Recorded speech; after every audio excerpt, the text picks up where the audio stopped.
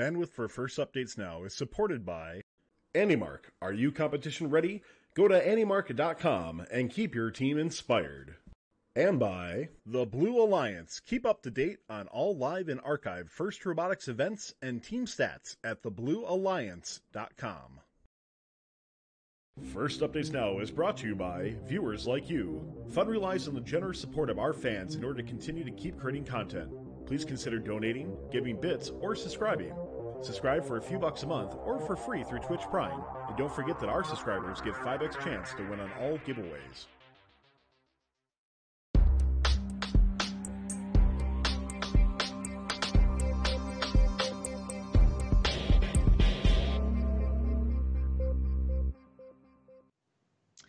Good evening, First fans. Week 6 wraps up with some really exciting events all over the country. To start it off, we are here as Team NEUAE Want It to cover the Northeast region of First teams. Reporting for First Updates Now, I'm Libby. I'm Audrey. I'm Garrison. And I want chat to wish Sam, our other Northeast region host, very good luck, good vibes on his exam, because that is why he's not with us tonight. So we've got quite a few things to cover. The first off is what I'll start with, which is the Mid-Atlantic Region Championship over at Lehigh University. So with 3 previous first seed placements under their belt, and quite frequently 3 robots rising into the air, it was no surprise to anyone that Team 2590 was going to take the first seed at Lehigh with a 3.58 ranking point average. The remaining 7 captains earned their places more so with their ability to win matches than with their ability to earn the 4th ranking point. Losing only their first match and climbing on partners in 2 more, Team 25 surfed into rank 2 with a ranking score of 3.0, which is pretty interesting and even. 56 came in just 1 ranking point behind overall with an average of 2.91. All 3 of these captains picked for autonomous ability, selecting, respectively, 225, 1640, and 365 to join them with their reliable 2 and 3 cube routines. So in the quarterfinals, we had some really interesting matchups. We had 5404, 4342, and 5407 playing from 5, as well as fellow late part of the bracket folks, 2729, 316, 5895 playing from 8. They both had this really great ability to gain pretty early leads, but couldn't quite stop their opponents, which was 1391, 1218, 747, as well as that #1 alliance against 8, 2590, 225, 2016, from gaining a pretty large commanding margin by the end. Over on the chiller side of the bracket, they were, well, maybe not chiller because the matchups were much, much closer. The 2v7 matchup of 25, 1640, 1089 versus 303, 1923, 708 was decided by just 1 point in the second match. A single second of possession or a park could have swung the match. For 3v6, which was 56, 365, 103 versus 1712, 3314, 1676, Alliance Captain 6, 1712, was able to prove that their scale autonomous was up and above 365s in the second and third match, which lets them push into the semifinals. But as is very common with first power-up, Alliance 1 and Alliance 2 both pushed through the semis in 2 matches, putting 4 tongue twister that I gave myself here, putting 4 previous MAR champions in the finals. In all 3 matches, which is really interesting, so finals went to a very, very exciting 3 matches, the alliance that was able to take the scale and autonomous 2 cubes to 1 was the winner.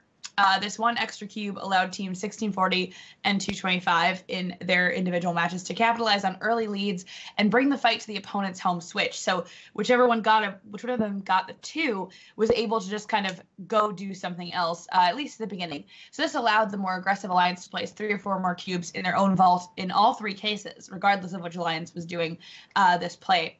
So 25's Blue Alliance, that second seed, which is 25, 1640, 1089, was able to win it in the first match. Red, which is 2590, 225, and 2016, was able to execute it in matches 2 and 3 to win and become your 2018 first Mid-Atlantic champions. So we also have some congratulations going around to 3637, the Daleks, and 2729, Storm, for winning their engineering inspirations. 6860 on Rookie All-Star, which I'm so excited about. We played with them at both of our district events, and they're awesome. I'm so excited. I hope they get to go.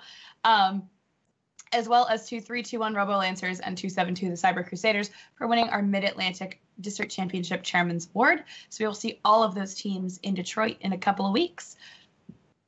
Absolutely. So let's head on over to our New York City regional, our one regional of the week, where it was really 694 Stipulse and 1796 the Robo Tigers from start to finish. Both teams went undefeated at the event, and both are currently standing at 3 banners total, count them, this season.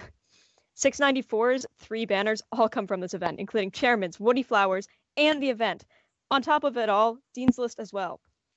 Through qualification, just absolutely amazing weekend for 694. Through qualification, 694 and 1796 fought over that number 1 seed, but it would be Stipulse who managed to edge out 1796 for the first seed, though, just by a highest qualification match score. They then picked 1796 to the first seed, surprisingly, and continued both of their undefeated streaks. The first seed was rounded out by Team 743, the Technobots, who could put a few cubes in the vault for those all-important power-ups. The toughest matches the 2 powerhouse teams would see were the final rounds, facing off against Alliance number 2, Teams 333, the Megalodons, 369, High Voltage Robotics, and 6590, Savvy Tech. 333 is no stranger to the finals in New York City, and having been there last year, but with 694 on their side. As the match started, Robo Tiger's scale auto proved super useful, gaining them the lead on the scale battle early. 694 helped them keep that scale up, and the switches, and the vault, and prove that their robot wouldn't be a wild card at any of those. Within the first 2 matches, the first seed took the regional, and 694 and 1796 both finished with perfect 16-0-0 records. I said before that 694 just swept the awards rounds coming off of New York City with 3 blue banners and a Dean's List finalist. It's just crazy impressive feat, so shout out to them and their program and all their great work. Man, speaking of impressive, over in Boston this weekend, we finally got to see 125 the Neutrons live up to their full potential. They took the first week off since Bag Day, and they wasn't a week off. Clearly, they practiced and got a lot better. They came out of the gate really strong, got their climb working, and they struggled at earlier events, got it here. They went 12, didn't drop a single match in qualifications, but they weren't the only undefeated team in qualifications, similar to the New York City Regional. But this time it was 67-63 Fusion that also won all of their matches, but fell short of the Neutrons on the ranking points because they really couldn't get that 4th RP nearly as often. During Alliance selection, 125 actually passed over both Fusion and the number 3 seed Architects to take Team 238, the Crusaders, for the second time this year. Last time was at North Shore a few weeks ago in Reading, where they lost in the finals to 133 Bert and 319 Big Bad Bob. Competition in Boston this weekend, not quite as stiff as it was in Reading, but that was not expected. We thought there were going to be a couple of top teams. 88 was one of them. We thought was going to have a really strong event. They won their first 2 districts, and they looked a little weaker this event. They tried to experiment with a couple of things, didn't look quite as strong. Hopefully they can return to that level of dominance they had early in the season. Fusion, this 2 seed select 2877 the Liger Bot's a great scale bot, and they got to match up against the powerful number 1 alliance in the finals. Before the finals, second alliance had to call their backup as 1965 the Firebirds were subbed out for Team 5347 the Griffins. Ultimately, the Neutrons, the Crusaders, and their partner 11 Swampscott Currents dominated the finals just as they did the rest of the bracket to take home the banner. And I love seeing these young teams up in areas other than just the robot. We had Team 5962 Persevere, second-year team, take home the Chairman's Award this weekend, and that's really cool. It's the second-year team, I think, in New England that we had win Chairman's Award this year, so that's really cool. And then over in Hartford, the other New England event this week, big surprise, 195 was there, and they dominated. Again, they didn't lose a single match, and they were going to be first the whole time. The fight for second was a little more interesting. Top 3 contestants were Team 230, the Gale Hawks, 177, the Bobcats, and 170 Aces High. 177 ended up seeding second and impressed 195 enough to secure that number 1 pick.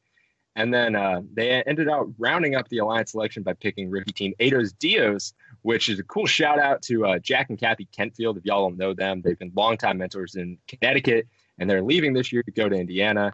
So congratulations to them for winning this event. First time they've mentored in a long time. And this left 176 with the Gale Hawks, unsurprisingly, clear through through the semis and quarters. They met up in the finals. There were a few other strong matchups, like the 5th seed with Buzz and 190, and the Techno Nuts were pretty strong. But that 1 seed was just dominant. 195 is easily the best robot in New England this year, and I think they might make a trip back to Einstein.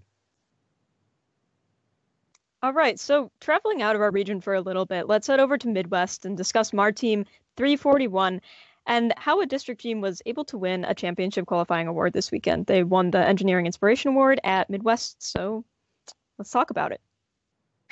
So, I mean, this is obviously a judging error, right? They're not eligible to win this award. They won the award anyway. This is not really any fault of theirs. The mistake the judge did, but until recently, this was strategy. Teams would go out of district all the time to try and win Chairman's Award or EI. Neutrons did this a lot. And a lot of times teams can get a fairer shot if they compete out of district. I know this is what my old team does. And going with Texas moving districts next year, that's going to be a big change for them. I don't see how every judge advisor doesn't have a list of eligible teams or a list of ineligible teams. This is mind-boggling to me how this happens on a regular basis. First has messed up a couple of awards now, and this is a big one. I mean, $5,000 comes along with this award. So I know First will handle it correctly, but yeah, it's a bizarre sight. Yeah, I mean, it's kind of a weird one, and I think there's a couple of comments in chat about like it's being worked on, and the thing about it is like we just have to like for a moment pause and like, okay, maybe the judge has a note on who might have been their second team down, but like really like the team won the award. We're not taking that away from them. To touch on Garrison's point, I personally am, as a district team lead mentor, I'm not a fan of district teams being locked to our own region. As far as the culture change awards, I mean, obviously we can go and play and try to win, but in my opinion, and it has nothing to do with like shot at your own events versus at the events that you go to outside of your region. But like if we're paying $5,000 to go to an event, we should be able to qualify for that event just the same as any other teams that go. I'm sure that's a topic for another time though. Maybe like on a Tuesday night, there's some sort of show about opinions. It's a night for an opinion show, not a recap show. But I think the biggest takeaway from this is that we need to leave the team in question alone. In this case, in the case of other teams where this happens to, like as a MAR mentor, we know 341 really well. They're a class act team. They're in the Hall of Fame for a frickin' reason, right? They do an incredible amount for their community. It is not their fault that the JA event staff, whoever else would have looked over it, didn't see this, right? And the same thing for the team in, I want to say it's Michigan, that won 2 district EIs, right? Like, it's not that team's fault. Sorry, Cooper's mad about it too. I'm going to mute myself. But basically, 341 absolutely deserves the award. I know, buddy. I know. And we have to leave them alone. It's the judge advisor at the end of the day and the rest of the, event staff that would have made the mistake. But the other thing is, I also, the more we bring it up, I'm pretty sure as a mentor, if someone wanted to talk about, my team winning something or not earning something or whatever, I think about how that would make my kids feel before I say anything unchief about another team, right? And just, what's the old school YouTube, leave Britney Spears alone, leave 341 alone, leave the Michigan team alone. It's not their fault. The community just jumping all over it is so silly. Let the team in question handle it with the judge advisor, which 341 demonstrated they clearly did. So those are my 2 half-candid cents. Yeah, I mean, you guys really brought up everything that I wanted to talk about. Just 341, absolutely deserving of this award. Crazy good program that they have there. And really, I think First can handle this instance, but how do we prevent it? Like Garrison brought up, teams winning double EI and double chairmans aren't exactly rare, with about 3 or 4 cases per year. Even just a small sheet of teams that are ineligible would be good enough to avoid giving out awards to teams that have already been recognized. But overall, yeah, good takeaways, Libby. Yeah, I mean, I think it's a matter. Sorry, I think really it's a matter of exactly that.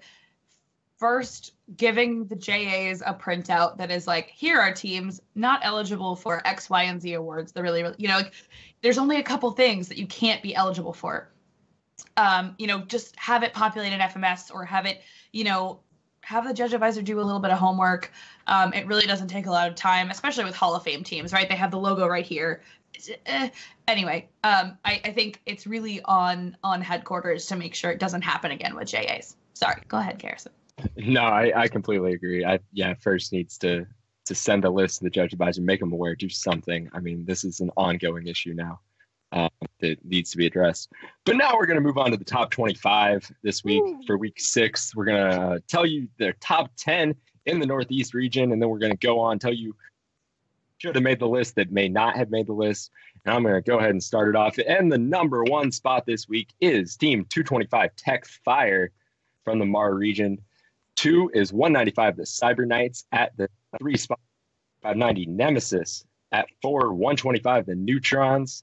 5th spot is 25 Raider Robotics. 6 is 1640 Sabotage, followed by 694 Sty Pulse. 8 is the Gale Hawks. And number 9, 1796 the Robo Tigers. And finally, rounding out the top 77 the Bobcats. Now, what are y'all thoughts? Yeah, I mean, we've always got to shout out like a team on the Northeast list. 225 is getting a ton of attention, obviously, but it is so deserved. The robot is so solid. I finally got to see it in person this weekend. We didn't play at any of the same districts, but also finally got to play a quals match, which never, ever happens. We never get to play with 225. It's just the way the randomizer works. So I was really happy because we finally got to play together. Their autonomous modes are absolutely amazing when they hit. I'm always down for some love for 225. I think these guys are going to kill it at Worlds again. I feel it in my bones. 225 is going to, like, you know, represent Mar on the big stage. That's my hope. Absolutely. Just got to give shout outs to 1796 Robo Tigers and 694 Sty Pulse. These two teams, absolutely amazing. Had a chance to talk to the Sty Pulse at Central New York just like early on in the season, and they really knew what was up, and they sure brought it definitely down to New York City. 1796, 3 banners, still got one more event to go. So we'll see. They can probably make it a 4-banner year, and I'm really excited to see what they bring to championships. Yeah, I've got 238 on my list of snubs. Actually, the Crusaders have been really strong this year. This is their second blue banner of the year, not on that top 10 list. Be curious to see where they ended up in the final rankings. And then also, I think it was Fusion 6763 that went undefeated at Boston. They're not on that list either. Both teams that I think are well deserving of that top 25 spot. All right, so we're going to move on up to our next week previews. First up, we've got a short preview of Long Island, and then we'll get into some predictions for the New England District Championship. So SBPLI Long Island 1 and 2 is the closest thing in New York that we'll ever get to a district system. We've got back-to-back regionals, SBPLI Long Island 1 and 2. At the first one, we've got 469 Las Gorillas and 3464 Integra. And that's really it. We'll see which teams can step up to the ranks of Alliance Captain as our 2 out-of-state teams try for one last chance to qualify for Worlds. I'm going to focus more on the second one, just because of time and what we've got here. We've got a pretty good top tier coming in to compete at New York's last regional of the year. 1796 Robo Tigers, you heard a lot about them earlier, coming in with 3 banners. They're really the favorite, seconded only by Team 3015, coming up from Rochester, Ranger Robotics. These two teams are prepared to show off their Week 7 scoring abilities, getting ready for the championship that they've already qualified for. Still trying to get to that level, but could prove useful to any alliance are Switch specialists. Shoutouts to specifically 329, 527, and 6806. We'll see how these robots factor into some alliances this week, if 469 can qualify for championships, or if really anyone can upset 1796 at the last 2 regionals in New York. All right, and that brings us to the New England District Championship preview. We're going to culminate our New England season. I am so excited for this event in Boston this weekend. And first, to start us off, I'm going to talk about some general strategy things, state of the game that's going to happen, to expect in Boston this weekend. And scale bots are going to be huge. This is not unusual in any region in the world, but there are more top-tier scorers than ever this year in New England. And the difference between the good and the great scorers in New England isn't just the speed, but it's stacking ability. And I have a video that that'll run a little bit It shows just the difference in stacking ability from Hartford this past weekend, and how much of a mess teams can make. And a lot of teams are very quick on that scale with the first 3 cubes, but don't have that reliable flat area once they get past that to score. They end up making a mess of themselves. And that's what really separates teams like 133, 319, 230, 195 is the ability to make neat stacks. And I think it was Audrey said last week, it was a 319 quote, that slow is smooth and smooth is fast. And I love that. Absolutely. and that's a great mantra to take into this event. Especially where every team can do the scale at a very effective level. These, like what 195 did this weekend, where they just ran switch autos over and over again to guarantee that ranking point, they might not be able to do because they're going to be needed on the scale auto and stuff like that. And every alliance is going to have 2 great scale bots. And I'll show you that. I've got my top 16 rankings show you. And even the 15th, 16th range, the 8 seed is going to be stacked. And that being said, let's go ahead and talk about. So I made a list of rankings, top 16 rankings. There was no data at all in making these. This is entirely how I felt, how the season's been going. My top 16, you see 195, the Cyber Knights, 319, Big Bad Bob, 125, the Neutrons. Those are the top 3 spots. I put the Neutrons that high up over 133 because they're their performance this past weekend. But remember, 133 is, I think they're the highest ranking team on district points this year. I know they had this event at Pine Tree. They are incredibly deceptively simple, and they have a real good chance to rank high. And you can see the rest of the top 20. I mean, all of those are world-class robots. As predictions go, though, I'm going to kind of stay away from calling a winner. I've done that at a couple other events this year. I'm not going to do that here. There's so many great storylines, so many great teams at this event. And I do want to mention a couple of these great storylines, like 2168, the Aluminum Falcons. They've won every event they've attended, other than champs, since the district championship 2 years ago. That's 8 or 9 straight events now with blue banners for them. And then 195 has never not made it to the finals of the district championships. The only time they lost the district championships was last year. They were still in the finals. District champs has been around now 4 years, since 2014. I mean, so many great teams. That's just a couple of them. And we talked a couple of weeks on the show. I just want to mention chairman's winners. New England gives out 4 of them. And we talked a couple of weeks ago on the show about chairman's in the Northeast and New England as well. If you haven't watched that, it's on YouTube now. New England gives out 4, as I said. Favorites for that, 63-28 mechanical advantage. I mentioned them on the show now a couple of times. Do you like that team? I can't tell. I do. I really can't tell if you like mechanical advantage or not, because you've never mentioned them before. Look, I've got a thing for young teams doing well, like, immediately. Because, I mean, I come from a team. It took us a while to get going. And it is beyond impressive to me. It's mind-blowing how quickly these teams can start up and get going. And I know they have experienced mentors. Still, the kids haven't done it before, and they're what's going out there driving this force in the community. 125, the Neutrons, 558, the Robo Squad, 467, the Colonials. Lots of great Chairman's Award-winning teams this year. Those are a few of my favorites. But I'm so excited for district championships this weekend. And if you're going, any of you, come say hi. I'll be around probably at least on Saturday. So, yeah, I'm super pumped. That's so exciting. Yeah, apparently I look like the MC. I've been told that a couple of times. I'm not the MC, but it's okay. You can pretend. You can sign autographs anyway, right? Yeah, I'm It'll be absolutely fine. Any of y'all are going to Louisville. Oh yeah, Louisville squad. It's gonna be good. That's a different recap, I suppose, but. That's actually going to do it for us this week in the Northeast region. We're dwindling down to just a few events left as far as our final qualifications for Detroit. So we'll be back next week. So thank you to everyone who has watched us. If you want more First Robotics in your life and you like what we do, all that we ask is that you share the show with your teammates and your friends, because we love watching Fun Nation grow. You can always support the channel by liking our social media accounts and following the stream. Or if you'd like to subscribe and more directly support our content creation, you can do so right here on Twitch. You can actually do so for for free. You have Amazon Prime, and you connect it to your Twitch Prime. No matter what, we are delighted to have you on board and have your support for the channels. On behalf of myself, Audrey, Garrison, MIA Sam, as well as our producer Tyler, I want to thank you guys for tuning in, and thank you to all of our moderators in chat keeping it GP. Our next show tonight is going to be the Southern Fried Region Recap, and don't forget Top 25 tomorrow night at 9 p.m.